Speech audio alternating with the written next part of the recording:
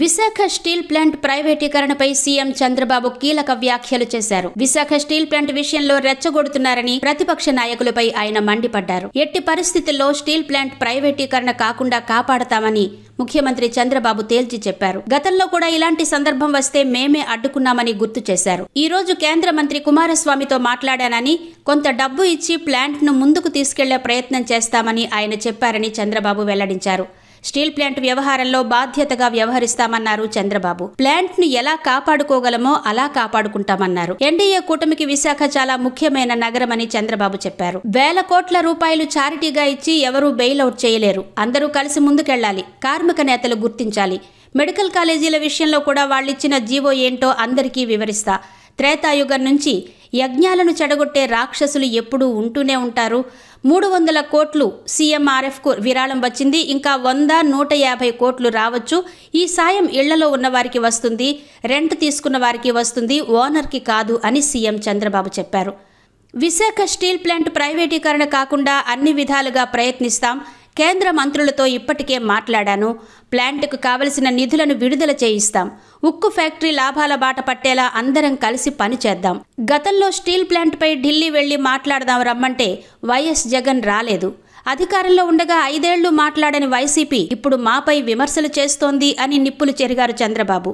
అలా అయితే చెన్నై, బెంగళూరు, ముంబై నగరాలను మార్చవలసి వస్తుంది. కృష్ణానదికి వరద వస్తే అమరావతి మునిగిపోతుంది అంటూ వైసీపీ దుష్ప్రచారం చేస్తోంది. విశాఖలో హుదూద్ రాలేదా? కర్నూలు, తిరుపతి, నెల్లూరు నగరాలలో వరదల్లో మునగలేదా? వరద వస్తే ఏ ప్రాంతమైనా మునగాల్సిందే. అలా అయితే చెన్నై, బెంగళూరు, ముంబై నగరాలను మార్చాల్సి వస్తుంది. బుద్ధి జ్ఞానం ఉన్నవాళ్లు ఎవరూ ఇలా మాట్లాడరు.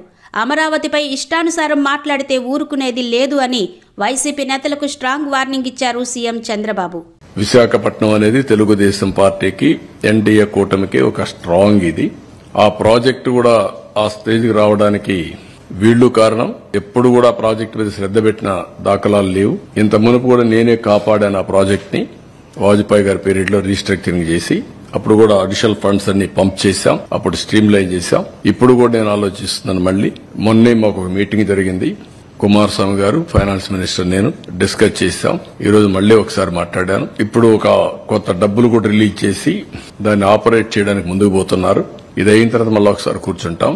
ఎంప్లాయీస్ కూడా ఒకటే చెప్తున్నా, అక్కడ ట్రేడ్ యూనియన్ లీడర్స్ కూడా ఒకటే చెప్తున్నా, మనం ప్రాపర్ మేనేజ్మెంట్ పెట్టుకోకుండా ప్రాజెక్ట్ ని రివైవ్ చేయకుండా కష్టపడేదన ఉంటే technical problems, logistic problems, administrative problems ఉంటే అవన్నీ సార్ట్అవుట్ చేసుకుని బెస్ట్ మేనేజ్మెంట్ పెట్టుకుని శాశ్వతంగా దాని లాభాల బాట పట్టించాల్సిన బాధ్యత ఉంది.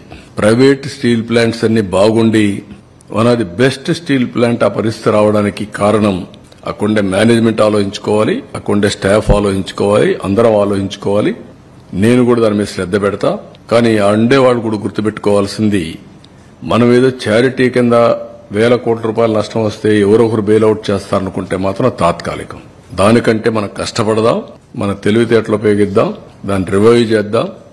పర్మనెంట్ గా ఆంధ్రుల హక్కు, విశాఖ ఉక్కు అనే స్లోగన్ ని నిజం చేయాలంటే మీలో కూడా మార్పు రావాలి. అందరం కలిసి పనిచేసి దాన్ని పటిష్టంగా ముందుకు తీసుకుపోయే బాధ్యత మనందరిపైన ఉంది.